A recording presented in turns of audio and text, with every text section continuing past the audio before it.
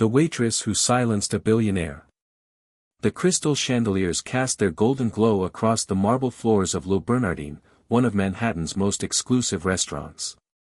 Tonight, like every night, the wealthy and powerful gathered around white linen tables, their conversations flowing as smoothly as the $1,000 bottles of wine. But in the kitchen, where the real work happened, 23-year-old Maya Chen tied her apron strings with trembling fingers. She had been working here for 6 months, and still, the dinner rush felt like stepping into a battlefield. The hostess approached with that familiar look of dread. "Table 12, she whispered, her voice barely audible above the clatter of dishes. Vincent Carrington just walked in.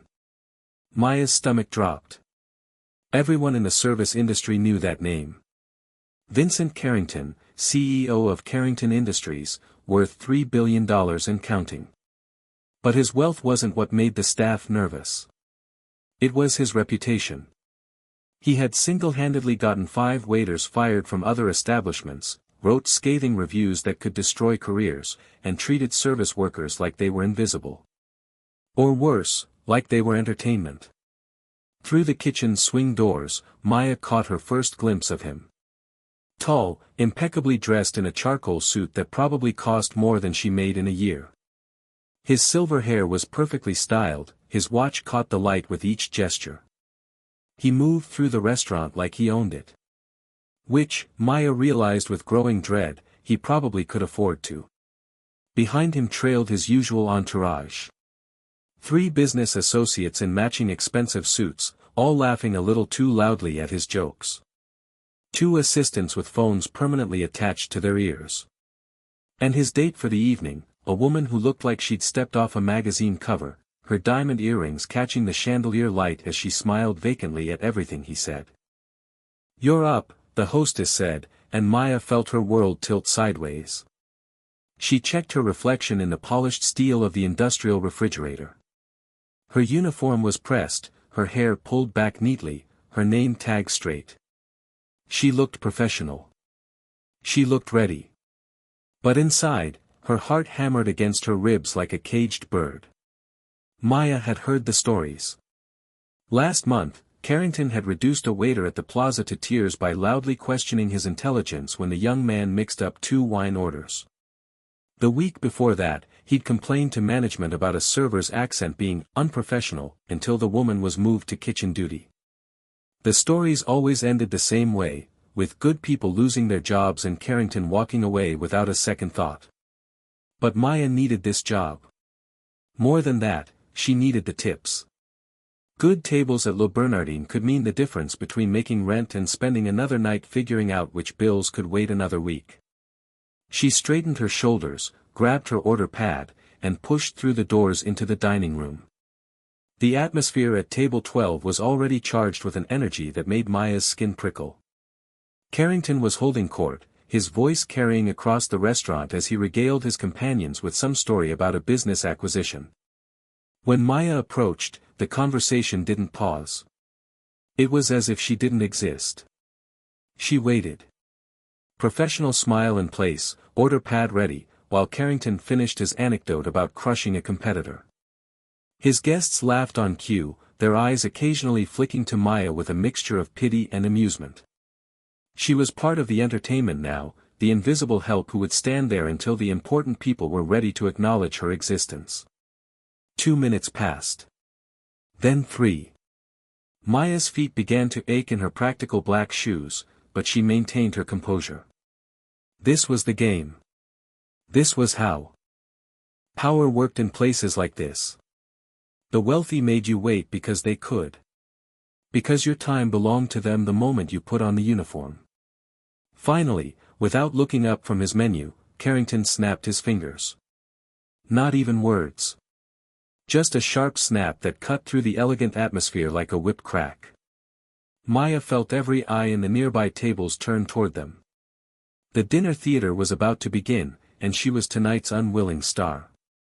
What Maya didn't know was that this encounter would become the moment that changed everything. Not just for her, but for everyone watching. The night when a young woman with nothing to lose would find the courage to speak truth to power, and power would finally listen. Well, Carrington's voice cut through Maya's thoughts like ice. He still hadn't looked up from his menu, but his tone carried the weight of absolute expectation. His date giggled softly, a sound that made Maya's cheeks burn. "We don't have all night." Maya cleared her throat gently. "Good evening. Welcome to Le Bernardin. My name is Maya, and I'll be taking care of you tonight. Can I start you off with something to drink?" Now Carrington looked up, and Maya felt the full force of his attention like a spotlight. His eyes were cold, calculating, the kind of eyes that saw people as numbers on a balance sheet. He studied her face with obvious displeasure, as if her very presence offended him. "Your accent," he said, loud enough for half the restaurant to hear. "Where are you from?" The question hung in the air like smoke. Maya felt her throat tighten. She'd been born in Queens, had lived in New York her entire life, but her parents had immigrated from Taiwan when she was 2. Sometimes, very rarely, a hint of something else colored her words. She'd worked hard to minimize it, had practiced speaking in mirrors, had taken diction classes she couldn't afford. But apparently, it wasn't enough. "I'm from New York, sir," she replied, keeping her voice steady and professional. Carrington's smile was sharp as a blade. "No, I mean, where are you really from?" His companions leaned forward slightly, sensing entertainment. His date covered her mouth with her hand, already suppressing laughter. The dining room had grown quieter. Conversations at nearby tables slowed as people strained to listen. Maya felt dozens of eyes on her, some curious, some pitying, some hungry for drama. She was no longer a person serving dinner. She had become a spectacle. "My parents are from Taiwan," Maya said quietly, her professional smile never wavering even as something cold settled in her chest. "Ah." Carrington leaned back in his chair, satisfied. "Well, that explains the confusion with English. Tell me, dear, how long have you been in this country?" Each word hit Maya like a physical blow.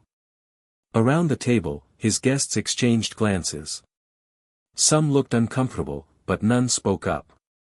The unspoken rule was clear: when Vincent Carrington was performing, you watched. You didn't interfere. "I was born here, sir," Maya repeated, but her voice was smaller now, the confidence leaking out of her like air from a punctured balloon. "Really?" Carrington's eyebrows rose in mock surprise. "Born here and still struggling with the language? How unfortunate." His date finally released the giggle she'd been holding, a sound like breaking glass. "I suppose not everyone can be expected to master English, even if they've had their whole lives to practice." The silence that followed was deafening. Maya stood frozen, her order pad clutched in hands that had begun to shake. She could feel the heat rising in her cheeks, could sense the mixture of horror and fascination from the watching diners. This was what happened when you were unlucky enough to catch Vincent Carrington's attention. This was the price of serving the wealthy and powerful. But something else was building in Maya's chest alongside the humiliation. Something that had been growing stronger with each double shift, each unpaid overtime hour, each time she'd swallowed her pride to keep a job she desperately needed. It was a familiar feeling, one she'd been carrying since childhood. The weight of being told she didn't belong, that she wasn't enough, that she should be grateful for whatever scraps she was offered. Carrington wasn't finished. He turned to his companions, his voice carrying clearly across the now silent dining room. "You know, I've been saying for years that these places need to be more selective about their hiring. When you're paying premium prices, you expect a certain quality of service. Someone who can at least communicate clearly in English." Maya's hands stopped shaking. In that moment, something shifted inside her. She thought about her parents, who had built a life in America with nothing but determination and hope. She thought about her daughter, sleeping safely because Maya worked 16-hour days to keep a roof over their heads. She thought about every person who had ever been made to feel small because they dared to exist in spaces where they weren't welcome. And for the first time in her life, Maya Chen decided she'd had enough. The weight of silence pressed down on the dining room like a heavy blanket. Maya stood perfectly still, but inside her mind, memories were flooding back with crystal clarity. The late nights when her parents thought she was asleep, hunched over English textbooks at the kitchen table, determined to build a better life for their family. Her father's calloused hands from years of construction work, her mother's exhausted smile after 16-hour shifts at the garment factory. The sacrifices they'd made so Maya could have opportunities they'd never dreamed of. But right now, those opportunities felt very far away. Maya's life hadn't been easy. At 23, she was already a single mother to 4-year-old Emma, whose father had disappeared the moment he learned about the pregnancy. Every morning, Maya dropped Emma off at a daycare she could barely afford, then rushed to Le Bernardin for the opening shift. After 8 hours on her feet, she'd pick up Emma, spend a few precious hours together, then return to the restaurant for the dinner service that didn't end until nearly midnight. The other servers didn't know about the textbooks hidden in her locker. Maya was 3 semesters into a business degree at the community college, taking online classes whenever she could steal a few minutes between shifts. She studied on subway rides, during her 15-minute breaks, and in the early morning hours when Emma was still sleeping. Her dream was simple, to give her daughter the kind of life she'd never had, where no one could make you feel small for working hard and dreaming big. But dreams didn't pay the rent. Dreams didn't buy groceries or cover daycare costs or keep the electricity on when the bill collectors called. So Maya smiled at men like Vincent Carrington, swallowed their insults, and counted the tips that might mean the difference between generic cereal and the kind with Emma's favorite cartoon character on the box. As Carrington continued his performance for his delighted audience, Maya found herself thinking about last week. Emma had come home from preschool with a drawing of their family. In the crayon picture, Maya was wearing a graduation cap, standing next to a little girl with pigtails. "When you finish school, Mommy, will we have a big house?" Emma had asked, her 4-year-old eyes bright with hope and certainty that her mother could do anything. Maya had promised her yes, even though her bank account suggested otherwise. Even though she sometimes lay awake at night calculating and recalculating their expenses, trying to find money that simply wasn't there. Even though she'd been wearing the same 3 uniforms for 2 years because buying new clothes seemed impossibly luxurious. "You know," Carrington was saying, gesturing with his wine glass like a conductor with a baton, "the problem with this city is that we've become too soft. Too willing to accept mediocrity. In my day, if you wanted to work in an establishment like this, you had to earn it. You had to prove you belonged here." His words echoed in Maya's mind, mixing with every doubt she'd ever carried. Did she belong here? Was she good enough? Smart enough? American enough? The questions that had haunted her since childhood rose up like ghosts, whispering their familiar refrains of inadequacy. But then Maya remembered something else. She remembered the night last month when she'd helped an elderly customer who'd been choking, performing the Heimlich maneuver she'd learned in a first aid class she'd taken on her day off. She remembered the grateful tears in his wife's eyes, the way the man had pressed her hand and told her she was an angel.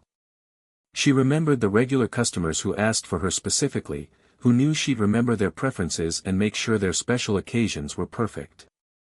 She thought about Carlos, the dishwasher whose English was still halting but whose work ethic was unmatched.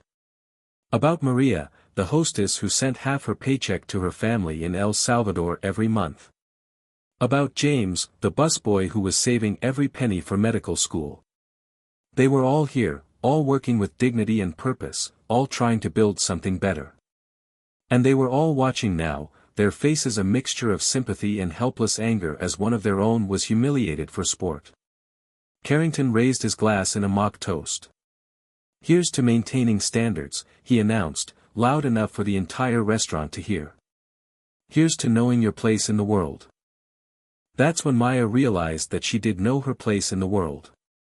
And it wasn't beneath anyone. The crystal glass paused halfway to Carrington's lips as Maya took a small step forward. The movement was barely perceptible, but something in her posture had changed. Her spine was straighter, her chin raised just a fraction of an inch. The trembling in her hands had stopped completely. "Mr. Carrington," Maya said, her voice carrying clearly through the hushed dining room. The sound of her words seemed to surprise even her. They were steady, calm, and completely unafraid. Carrington lowered his glass, his eyebrows rising with amusement.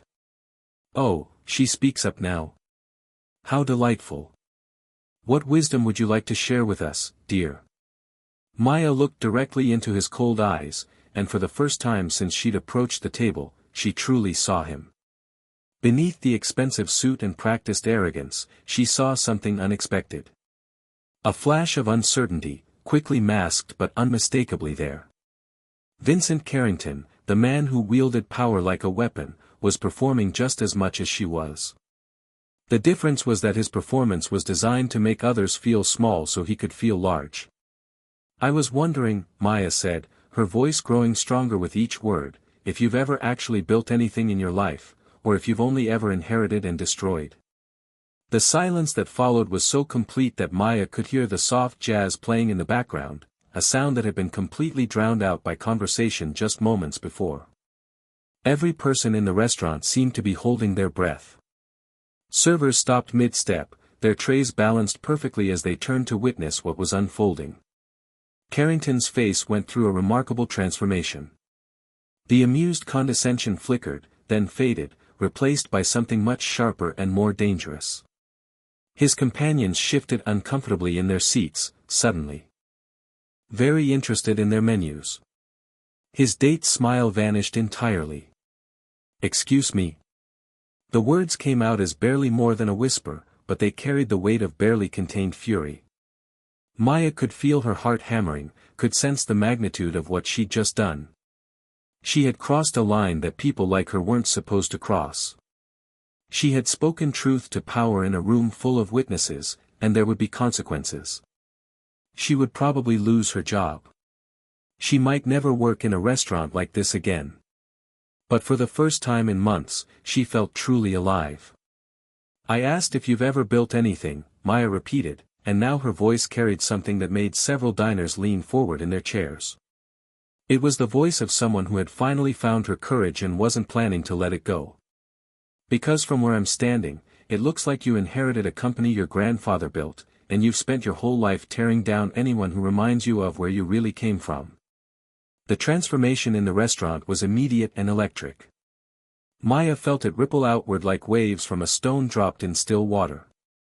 At table 6, an elderly woman set down her fork and turned to face them completely. Near the bar, a businessman in a navy suit slowly swiveled his stool around. The servers, who had been trying to remain invisible, now stood transfixed, their professional masks slipping to reveal expressions of amazement and something that looked very much like pride. Carrington's face had gone white except for 2 bright spots of color high on his cheekbones. He started to rise from his chair, his movements sharp and aggressive, but something in Maya's steady gaze made him pause. She wasn't backing down. She wasn't apologizing. She was standing there like she had every right to occupy the same space as him, and that simple act of defiance was more powerful than any insult. "How dare you," he began, but Maya wasn't finished. "How dare I what?" "Tell the truth. Work 2 jobs to support my daughter while you sit here making fun of people who actually contribute something to the world." Maya's voice never rose above a conversational tone, but it seemed to fill every corner of the restaurant. "You think you're better than me because you have money? Because you wear expensive suits and eat at fancy restaurants? But the only reason you can do any of that is because your grandfather was brave enough to come to this country with nothing and build something real." Behind Maya, she heard a sharp intake of breath from Carlos, who had emerged from the kitchen and was now watching with wide eyes. At the hostess station, Maria had stopped pretending to check reservations and was staring openly. Even the manager, who had started moving toward the table with obvious alarm, had frozen in place, caught between his duty to protect a wealthy customer and his growing realization that something unprecedented was happening. Carrington's date tugged at his sleeve, whispering urgently, "Vincent, let's just go. This is embarrassing." But Carrington remained locked in a staring contest with a young woman who should have been intimidated by him and clearly wasn't. Maya took another small step forward, and her voice softened slightly, becoming almost conversational. "You know what I think, Mr. Carrington? I think you recognize something in me that scares you. I think you see someone who's willing to work for everything she has, and it reminds you that you've never had to fight for anything in your entire life. And that terrifies you." The ripple effect of Maya's words continued to spread through the restaurant like a slow-motion earthquake. At table 3, a young couple who had been on their phones moments earlier were now completely absorbed in the drama unfolding before them. The woman had reached across to grip her partner's hand, her eyes wide with vicarious excitement. Near the window, a group of business colleagues had abandoned their discussion of quarterly reports to watch a real-life David and Goliath story play out before their eyes. But it was the staff's reaction that truly transformed the atmosphere. One by one, the servers, busboys, and kitchen workers had found reasons to emerge from their invisible positions. They lined the edges of the dining room like witnesses at a trial, their faces reflecting a mixture of terror and exhilaration.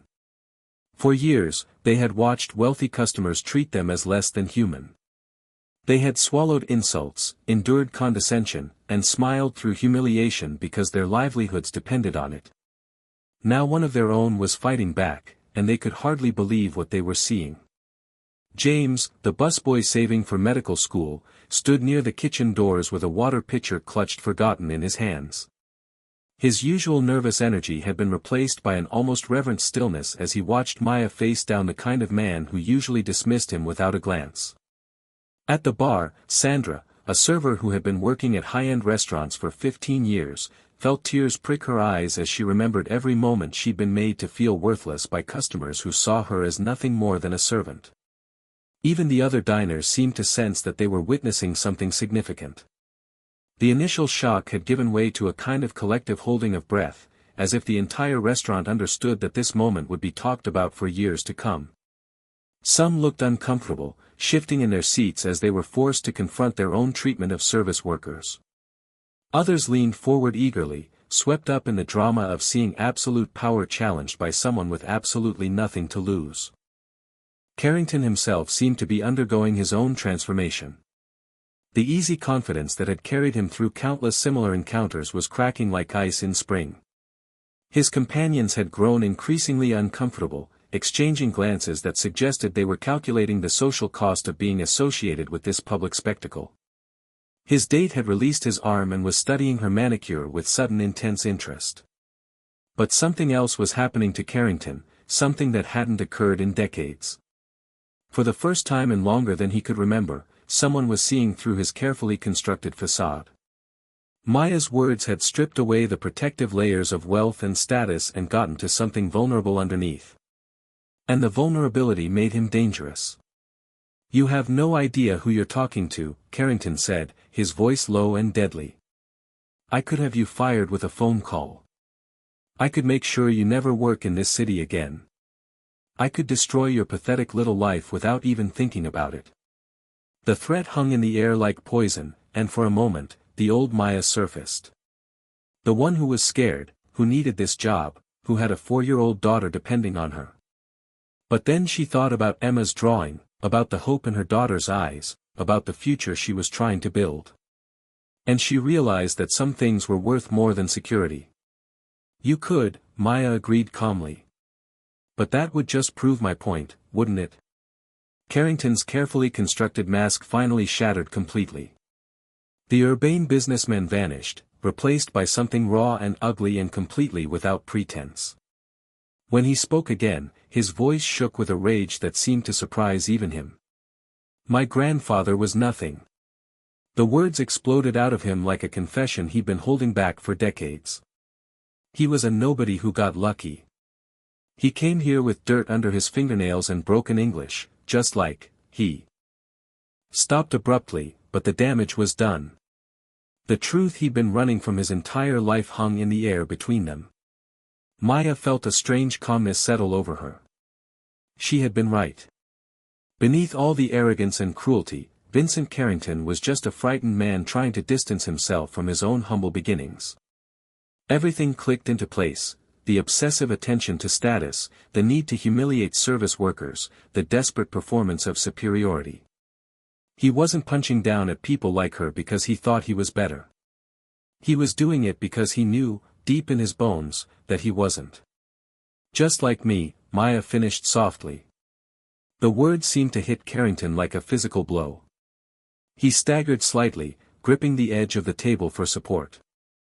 Around him, his carefully curated world was falling apart. His companions were staring at him with a mixture of shock and disgust. His date had started gathering her purse, clearly planning an exit strategy. Even the waitstaff, who had been afraid of him moments earlier, were now looking at him with something closer to pity than fear. He was ashamed of where he came from, Maya continued, her voice gentle but relentless. And he raised a son who was ashamed of him. And that son raised a grandson who spent his whole life trying to prove he's nothing like the immigrant who built everything he has.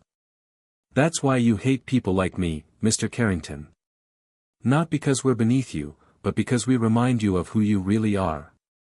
The silence that followed was different from the earlier hush of anticipation. This was the silence of revelation, of a truth so stark and undeniable that no one knew how to respond to it. Carrington stood frozen, his face cycling through emotions like a broken slideshow, rage, humiliation, recognition, and finally, something that looked almost like relief. For 63 years, Vincent Carrington had been running from his grandfather's legacy, trying to erase the immigrant story that had given him everything he had.